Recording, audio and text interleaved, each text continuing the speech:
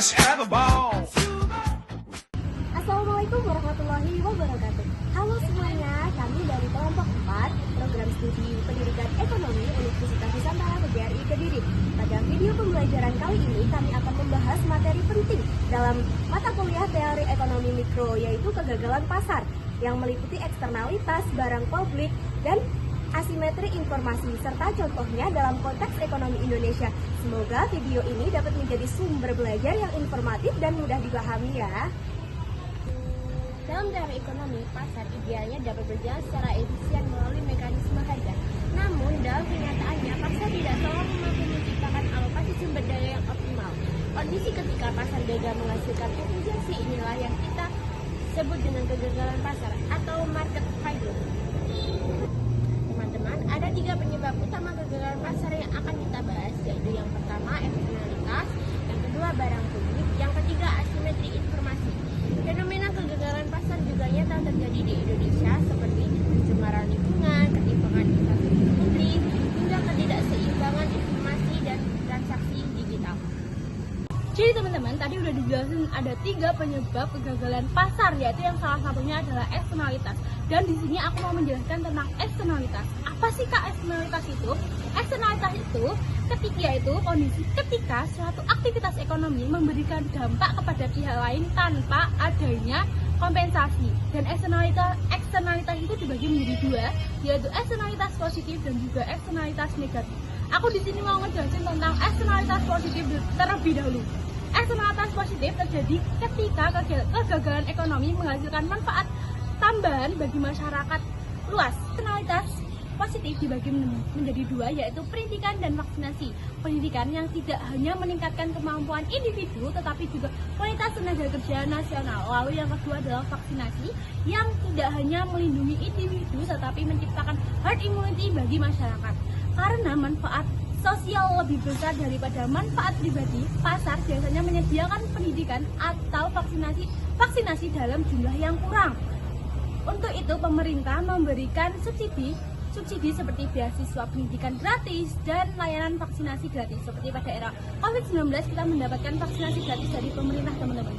Yang kedua adalah eksternalitas negatif. Eksternalitas negatif ini tuh menimbulkan dampak sosial yang sangat besar ya teman-teman.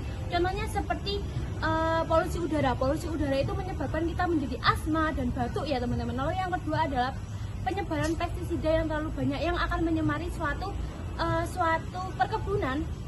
perkebunan yang akan mengakibatkan tanahnya menjadi jelek teman-teman.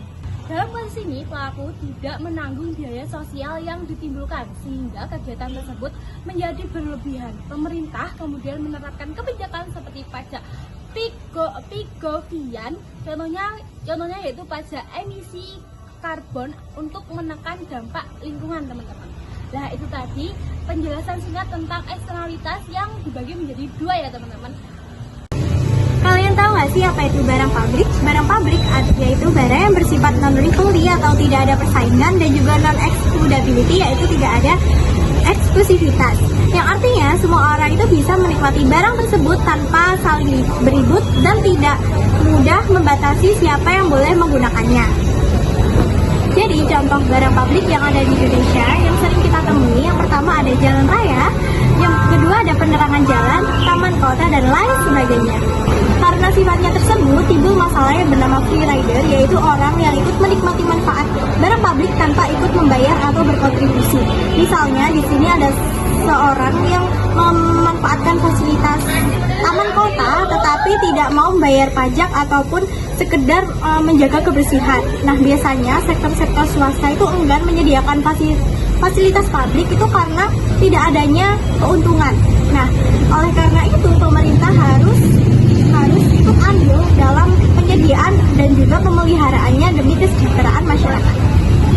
Asimetri informasi adalah kondisi ketika salah satu pihak dalam transaksi memiliki informasi lebih banyak daripada pihak lainnya. Konsep ini dikenal melalui teori market for layman.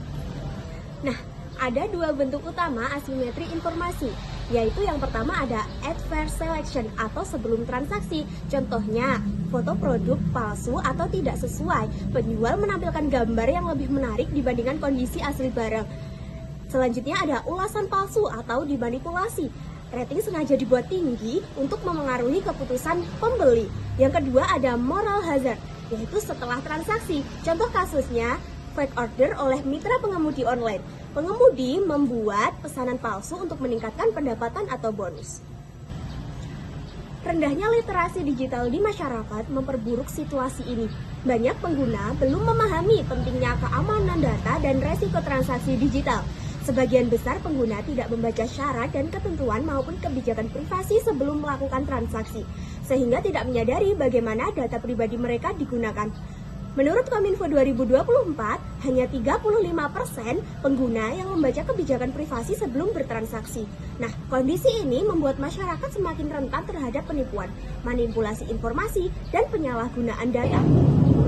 Teman-teman, kita dapat melihat berbagai contoh dengan pasar di Indonesia. Seperti yang pertama yaitu eksploitasi negatif. Itu ada pencemaran akibat pestisida, limbah industri, dan tingginya emisi karbon. Yang kedua yaitu keterbatasan barang publik. Ada beberapa daerah terpencil masih kekurangan fasilitas jalan, pendidikan, dan kesehatan. Yang ketiga yaitu ada asimetri informasi pasar modal. Itu ada fenomena underpricing saat IPO terjadi karena investor kekurangan informasi yang memadai. Nah, contoh-contoh ini menunjukkan bahwa mekanisme pasar tidak selalu memperbaiki dirinya sendiri ya teman-teman. Dari seluruh pembahasan tadi dapat kita simpulkan bahwa kegagalan pasar muncul karena yang pertama ada eksternalitas, barang pabrik, asimetri informasi yang membuat alokasi sumber daya menjadi tidak efisien.